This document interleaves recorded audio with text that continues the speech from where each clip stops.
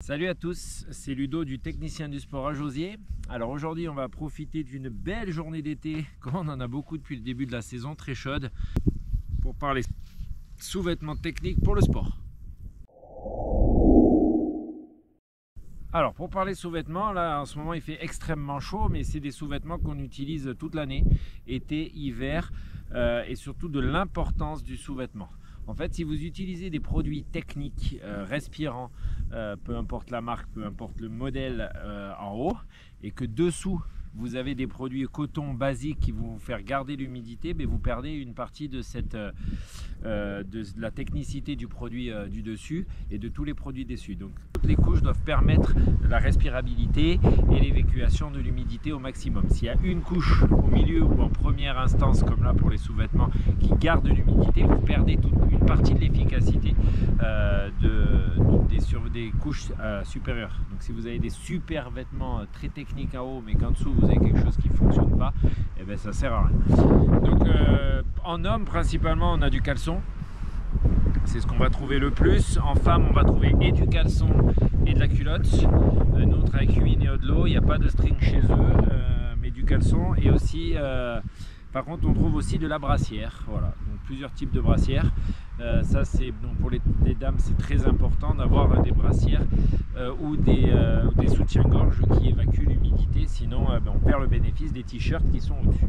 Après il y a différentes sortes, différents modèles, mais ce qui est très important c'est d'avoir des coutures plates pour éviter tout, et très peu de couture pour éviter tout ce qui est friction. Il y a un grand débat dans le vélo, notamment avec ou sans caleçon. Voilà, là vous pouvez le voir chez Huin, nous avons uniquement deux coutures principalement, très fines, très plates et qui sont dessous. Au moins vous avez de couture, au moins il y aura de frottement et plus ce sera intéressant. Donc ça, après le débat, chacun qui fait comme il veut. Moi je fais du vélo avec un caleçon. Je préfère faire du vélo avec un caleçon. Il y en a qui en mettent pas, mais en tout cas si on met des caleçons, il en faut des caleçons de qualité, hein. Sinon vous allez vite être gêné et ça va vite avoir des irritations qui vont pas être très intéressantes. Donc chez Huin on retrouve le Natex, qui est une fibre naturelle. Je vous mets un lien vers une vidéo qu'on a fait sur un t-shirt en Natex, voilà, juste là. C'est une fibre naturelle qui est faite à partir de racines de ricin et qui évacue l'humidité 25% plus vite qu'une fibre synthétique à base de pétrole. Voilà, et ça sèche du coup très rapidement et du coup ça garde moins l'humidité. C'est toujours de la micro perforation et un tricotage par zone. Donc c'est quelque chose de très light et tricoté par zone avec des apports, des endroits où il y a besoin de plus évacuer que d'autres, comme sur tout le reste du corps. Après on est chez Odlo, sur quelque chose de beaucoup plus léger, mais toutes les deux sont très efficaces. Mais là on est sur du polyester polyamide, on n'a pas les caractéristiques du Natex. Par contre c'est extrêmement plus fin, ça colle très bien à la peau, il faut le prendre dans la bonne taille. Et on est en Ceramicool. Donc Ceramicool, c'est la même vidéo qu'on avait fait sur le bonnet en vélo, qu'on peut utiliser aussi en rando et pour tout le reste. Je vous mets le lien juste au-dessus. Donc le Ceramicool, ça permet de perdre 1 degré, faire descendre la sensation de donner une sensation de fraîcheur. On perd 1 degré de température, ce qui est quand même pas mal. Voilà, quelque chose de très light, très aéré, très ajouré.